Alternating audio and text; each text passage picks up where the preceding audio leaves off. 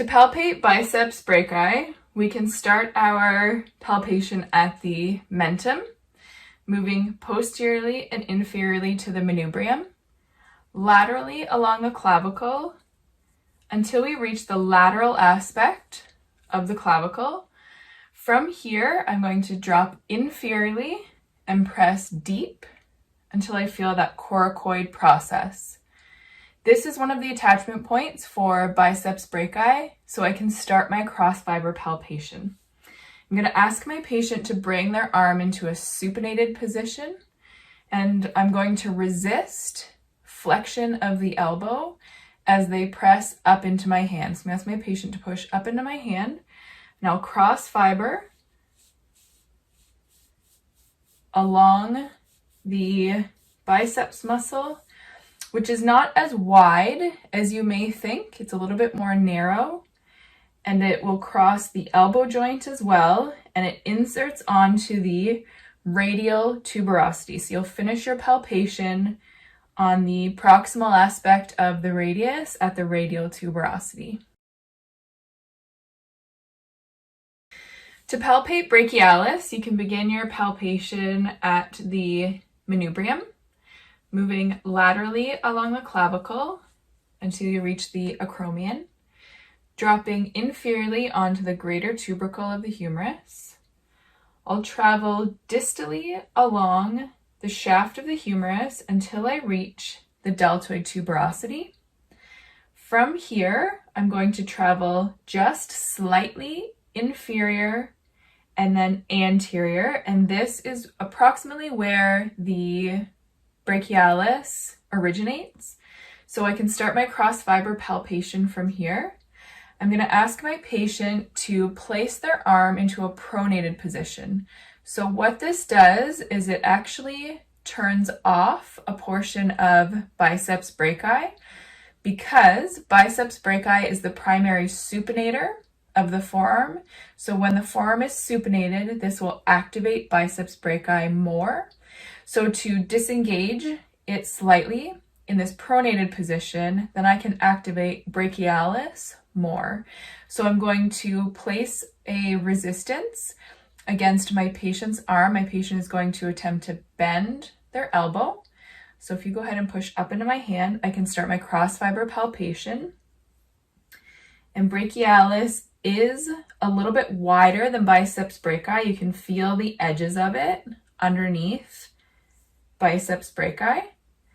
As I go to cross the elbow joint, I'm going to have my patient relax and go back into a supinated position, because as I cross that elbow joint, to get to the insertion point, it inserts onto the ulnar tuberosity and the coronoid process. So I can't quite access it if my patient is in a pronated position. So I'll ask them to come back into supinated, and then brachialis finishes at the ulnar tuberosity and coronoid process. To palpate Coracobrachialis, I can start at the mentum, moving posteriorly and inferiorly to the manubrium, laterally along the clavicle until I reach the lateral aspect of the clavicle. I'm going to drop inferiorly off of the clavicle and press gently but deep until I can palpate the coracoid process. This is one of the attachment points for Coracobrachialis, so I can start my cross fiber palpation. I'm going to ask my patient to bring their arm out to the side and bent at 90 degrees at the elbow. So from here, I'm going to cross fiber. I'm going to ask my patient to press anteriorly into my hand. So the patient is trying to bring their arm forward like this, sort of a cross body. So I'm going to provide a bit of resistance, and I'm going to cross fiber palpate.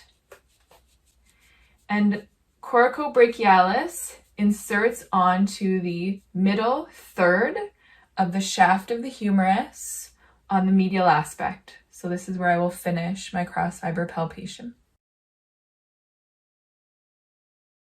To palpate Triceps Brachii, you can begin your palpation at the manubrium, moving laterally along the clavicle to the acromion. From here, you'll continue to palpate posteriorly and then medially again along the spine of the scapula until you reach the root of the spine of the scapula. You can palpate inferiorly along the medial border until you reach the inferior angle.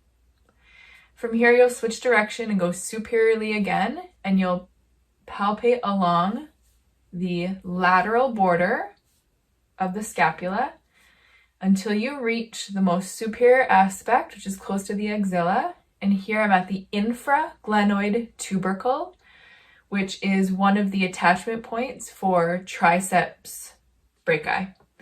I can start my cross fiber palpation from here. So Triceps Brachii crosses two joints. It crosses the glenohumeral joint, and it also crosses the elbow joint. So I'm going to ask my patient to bring their arm just slightly behind themselves, and the elbow is extended. So it does GH, or shoulder extension, and elbow extension. I'm going to place some resistance against that action. So I'm going to place my hand just below the elbow joint as my patient tries to extend their elbow. And I'm going to cross fiber palpate along the posterior aspect of the arm distally until I reach the olecranon process of the ulna, which is the attachment point for Triceps Brachii.